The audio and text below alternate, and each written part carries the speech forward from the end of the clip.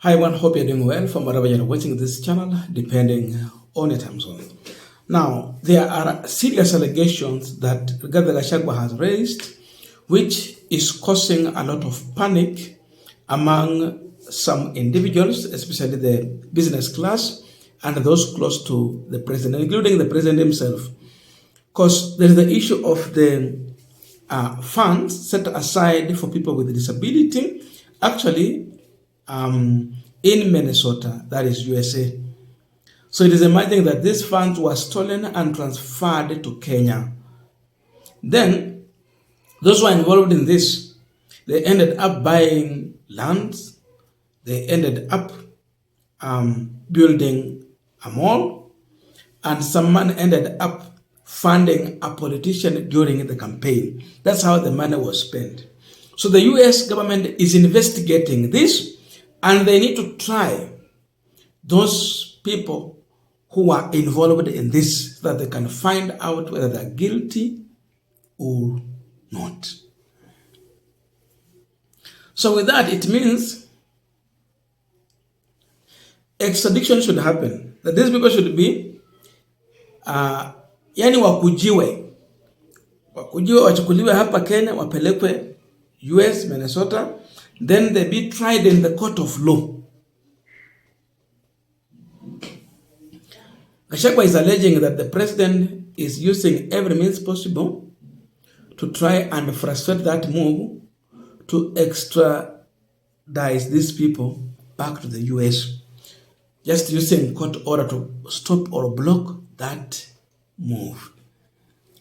So he has mentioned President William Ruto as a beneficiary who was funded during the 2022 general campaign, that he benefited. So Trump anataka kutry watu wenye wamekula hizi pesa. Alafu anataja president wa Kenya alikuwa beneficiary. Look at that, if indeed this is true. The other issue has raised now through this mall, because allegation, I will not bring the images here until proven. The other issue is raising is that they are using this mall to import duty-free sugar, which affects Miasi. We have Chemelil, we have Kabaras, we have Nzoia sugar, there are many. Then the rice farmers at Mwea. It is also importing metrics. He said, in fact, he quoted 500 metric tons of rice. Then the farmers here lack the market.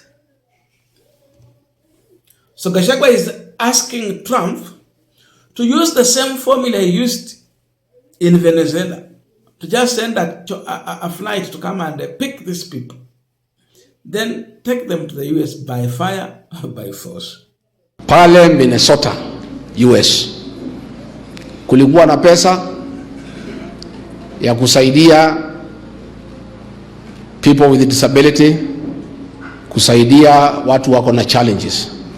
Hiyo pesa yote ikaibiwa, ikaletwa hapa Kenya. Wakanunua mashamba, wakanunua manyumba, wakajenga mall. Sasa Amerika wamejua, wameanza kutafuta hiyo watu. Ingine ndio ilipatiwa rais kufanya kampeni ya UDA. Iko mall moja iko Isili, ilijengwa na hiyo pesa. Huyu mwenye hiyo mall ni business partner ya rais. Mchele ile imeagizwa ndio imalize watu ya Mwea, 500,000 metric tons imepewa huyu mwenye hiyo mall, ambaye ilijengwa na hiyo pesa ilitolewa Minnesota. Sasa tunaambia Trump, amesema atakuja kuchukua hiyo watu hapa, na tunamkaribisha. Lakini jana rais ameshinda akifanya mipango vile mahakama itazuia hiyo watu kuchukuliwa. Kuna ile process inaitwa extradition. So rais anapanga wapewe court order wasiende, na mtaona watapewa court order huyo mwenye hiyo mall, because wa America wamemumulika. So we are asking Donald Trump, please, don't bother with the extradition process in Kenya. Just do what you did in Venezuela. Yeah? Just send your people with a plane, come and pick that fellow from here, uende umshtaki. Na hiyo pesa irudishwe huko, hiyo mole iuzwe, na huyo mtu awache kutusumbua mambo ya mchele na mambo ya sukari. Because ndio rais anatumia to import duty free rice, duty free sugar, imemaliza wakulima wetu Western, imemaliza wakulima wa Mwea. And because Ruto amepanga na mahakama apewe order asipelekwe Marekani, we are requesting the President of the United States of America, Donald Trump, to be kind to this country and to come through for us and to ignore that process and just do what he did in Venezuela, and Kenyans will be grateful. Now if it is possible, he can do it as early as this week. Asingoje sana. Hiyo mtu hapa pale Isili, we can tell you where he is. Atume ndege ichukue hiyo mtu. Vile alifanya pale, alichukua rais wa nchi. Na huyu Donald Trump ni matata.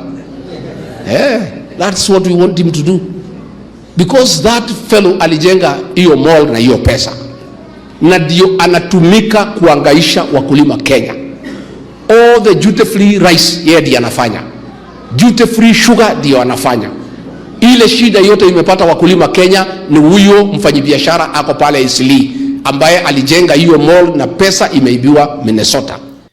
Now, because of the sensitivity of this matter, the Somali political class called for a press briefing to defend one of their own. And Farah Mali has come out to refer to Gachagua as the former rogue deputy president. They are now bringing in the issue of targeting the Somali community in this country. They have come out gang blazing to defend the BBC Mall owner. So their views is that Gachagua has issues with the Somalis in this country. That all he has said is lies, nothing true. But I can tell you, this is a serious story.